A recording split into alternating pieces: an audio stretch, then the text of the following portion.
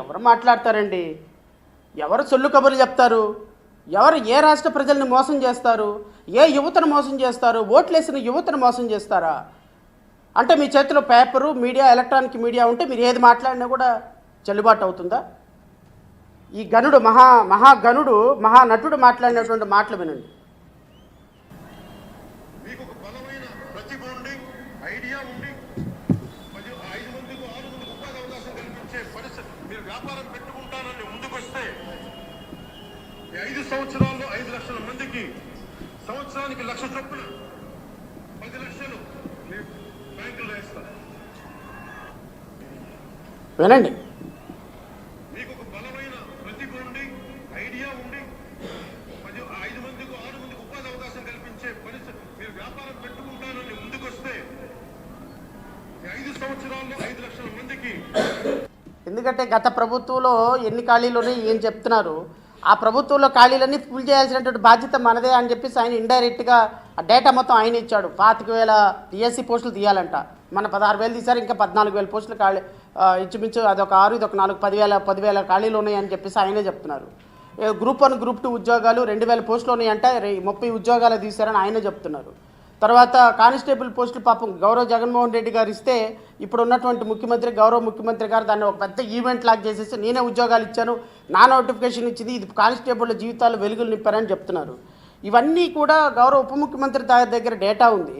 నేనేమంటానంటే నారా లోకేష్ గారిని, మీరు జాబ్లు ప్రతి సంవత్సరం క్యాలెండర్ ఇస్తాను కదా, ఒకసారి ఉప ముఖ్యమంత్రి గారు ఛాంబర్కి వెళ్ళి ఆ డేటా తీసుకొని జాబ్ క్యాలెండర్ ఎట్టి పరిస్థితులు మీరు ఒక వారం 10 రోజుల్లో జాబ్ క్యాలెండర్ ఇవ్వకపోతే ఇప్పుడు గౌరవ ఉప ముఖ్యమంత్రి గారు చెప్పినట్టుగా వీళ్ళందరూ కూడా మీ ఆఫీసులో ఎంప్లాయ్మెంట్ ఎక్స్చేంజ్లో వచ్చి రాష్ట్రంలో ఉన్నటువంటి నిరుద్యోగులంతా ఎంప్లాయ్మెంట్ ఎక్స్చేంజ్ల దగ్గరకు వచ్చి ధర్నా చేయమని ఆయన గత ముఖ్యమంత్రి గారికి పిలుపునిచ్చినారు.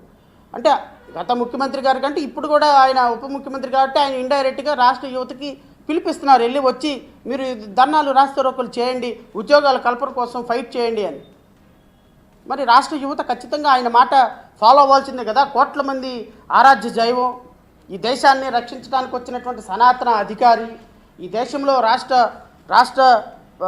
రాష్ట్ర యువతని సన్మార్గంలో నడిపించడానికి జీరో పాలిటిక్స్ కోసం వచ్చినటువంటి ఒక అద్భుతమైనటువంటి ఆలోచన విధానం ఉన్నటువంటి ఉప ముఖ్యమంత్రి గారి మాట వినాలి అందరూ కూడా. సో వినాలి కాబట్టి అందరూ రావాలని నేను కోరుకుంటున్నాను. ఈరోజు రాష్ట్రంలో సూపర్ 6 అమల్లో ఇచ్చినటువంటి మొట్టమొదటి హామీ 20 లక్షల ఉద్యోగాల కల్పన, అది పోయింది.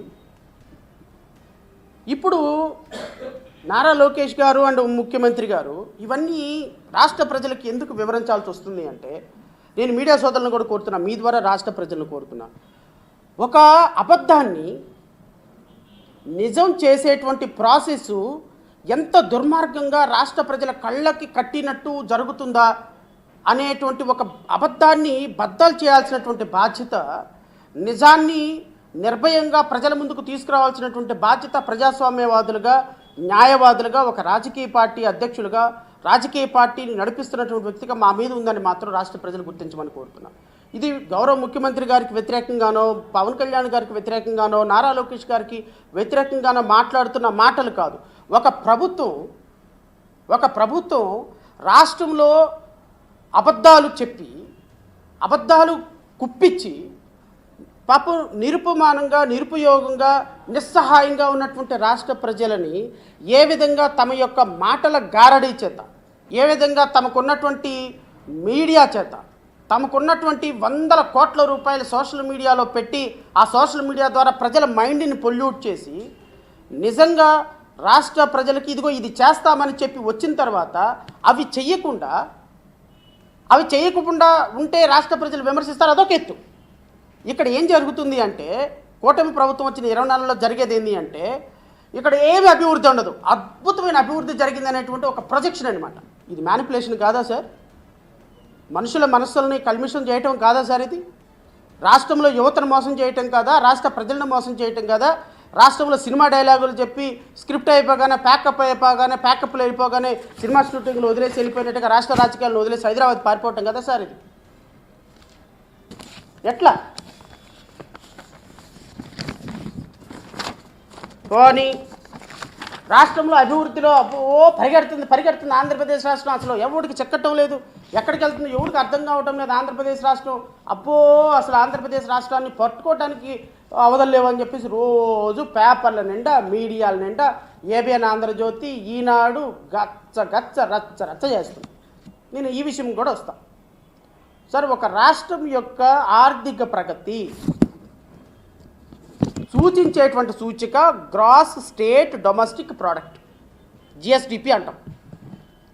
ఆంధ్రప్రదేశ్ రాష్ట్రంలో వీళ్ళు అంటున్నట్టుగా అద్భుతంగా పరిపాలన కొనసాగుతుంటే, అద్భుతమైనటువంటి అడ్మినిస్ట్రేషన్ కొనసాగితే, కొన్ని 20 లక్షల కోట్ల పెట్టుబడులు వస్తే మరి 3 లక్షల కోట్ల రూపాయల అప్పు 18 నెలల్లో ఎందుకు చేశారు గౌరవ ముఖ్యమంత్రి గారు, గౌరవ ఉప ముఖ్యమంత్రి గారు, గౌరవ అనధికారిక ముఖ్యమంత్రి నారా లోకేష్ గారు సమాధానం చెప్పగలరా రాష్ట్ర ప్రజలు? ఎందుకు 3 లక్షల కోట్ల రూపాయలు అప్పు చేశారు? ఎందుకు రాష్ట్ర ప్రజలకి ఈ విధంగా అప్పును మిగులుస్తున్నారు? ఎందుకు ఇలాంటి తప్పుడు వాగ్దానాలు ఇస్తున్నారు? పోనీ రాష్ట్రంలో ఏమైనా ప్రగతి ఉందా అంటే ఇది కూడా ఇచ్చారు నాకు. వాళ్ళు అడిగినటువంటి ఇన్ఫర్మేషన్, ఈ ఇన్ఫర్మేషన్ నేను రాష్ట్ర ప్రజల కోసం మళ్ళీ షేర్ చేస్తా సార్. ఈ ఇన్ఫర్మేషన్ 24/12/2025 డిసెంబర్లో వచ్చినటువంటి ఇన్ఫర్మేషన్. ఈ ఇన్ఫర్మేషన్ ఇచ్చింది ఎవరో తెలుసా sir? The state public information officer, director of economics and statistics, government of Andhra Pradesh, Vasudha towers, first floor, Gollapudi.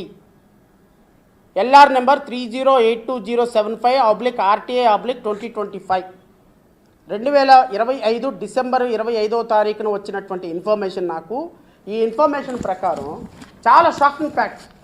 Really Andhra Pradesh రాష్ట్ర ప్రభుత్వం చేస్తున్నటువంటి మోసాలకి ఇది నిజంగా ఐ ఓపెనర్. రాష్ట్ర ప్రజలు, యువత మేల్కొనాలి. ఇట్లాంటి సినిమా యాక్టర్లకి, దుర్మార్గులకి, దొంగాకోర్లకి, దొంగలకి ఓట్లేసి 164 సీట్లు ఇచ్చి, అరే ఎక్కడుంటాడో పవన్ కళ్యాణ్ ఎవరికి తెలియదు, ఎక్కడుంటాడో ముఖ్యమంత్రి, ఏ ముఖ్యమంత్రి ఎక్కడ డబ్బులు తీసుకొస్తున్నారో ఎవరికి తెలియదు, ఏ ఇండస్ట్రీ ఇచ్చారో ఎవరికి తెలియదు, ఎక్కడ ఉద్యోగాలు ఇచ్చారో ఎవరికి తెలియదు. అసెంబ్లీలో అబద్ధాలు, ప్రజల ముందు అబద్ధాలు, మీడియాలో అబద్ధాలు, ప్రజలతో మమేకమయ్యే సందర్భాలు అబద్ధాలు, ఫారెన్లో అబద్ధాలు, ఇండియాలో అబద్ధాలు, ఢిల్లీలో అబద్ధాలు, రాష్ట్రంలో అబద్ధాలు, విజయవాడలో అబద్ధాలు, ఈవెన్ తిరుమలలో అబద్ధాలు, కనకదుర్గమ్మ సాక్షిగా అబద్ధాల కోటను కట్టి ఆ కోటలో యువరాజులాగా వివరబెగుతున్నటువంటి మీకు ఈ రాష్ట్రంలో నుంచి ఒకరోజు తరిమి కొట్టే రోజు ఒకరోజు వస్తుంది. మీరు చెప్పే అబద్ధాలకి, మీరు చేస్తున్నటువంటి ఎలివేషన్స్కి రాష్ట్ర ప్రజలు ఈరోజు ఎంత బాధపడుతున్నారు, యువత ఎంత బాధపడుతుంది, మహిళలు ఎంత బాధపడుతున్నారు, ఉద్యోగస్తులు ఎంత బాధపడుతున్నారు, నిరుద్యోగులు ఎంత బాధపడుతున్నారు, అసలు ఈ రాష్ట్రంలో పారిశ్రామికవేత్తలు ఎంత బాధపడుతున్నారు, చిన్న ఉద్యోగాలు చేసుకునే వాళ్ళు ఎంత బాధపడుతున్నారు. ఎవ్వరికి కూడా డెవలప్మెంట్ లేక, రాష్ట్రంలో పెట్టుబడులు లేక, ఉద్యోగాల కల్పన లేక, రాష్ట్రం అల్లో రామచంద్ర అని ఉపాధి పొందే పరిస్థితి లేక, ఒక పక్క మైనింగ్, ఇంకో పక్క సారా, ఇంకో పక్క లిక్కరు, ఇంకో పక్క లంచగొండుతనం, ప్రభుత్వ అధికారుల్లో లంచగొండుతనం, ఓ పక్క ప్రభుత్వ భూముల అమ్మకం. ఈ రాష్ట్రంలో అడ్మినిస్ట్రేషన్ ఎక్కడుందండి? రాష్ట్రంలో అడ్మినిస్ట్రేషన్ ఎక్కడుంది? రప్ప అని మాట్లాడిన వాళ్ళనంట రోడ్డు మీద అంటే నడిపించుకుంటా తీసుకెళ్తారంట. డీజీపీని అడిగితే మాకు పెట్రోలింగ్ వ్యాన్లు, మరి 3 లక్షల కోట్ల రూపాయల అప్పు చేసి పెట్రోలింగ్ వ్యాన్లు కనుక ఏం గాడిదలు కాస్తున్నారా? ముఖ్యమంత్రి ఫ్లైట్లకి, ఉప ముఖ్యమంత్రి మాదాపూర్ టు విజయవాడ ఫ్లైట్లకే సరిపోతున్నాయి మీ డబ్బులన్నీ.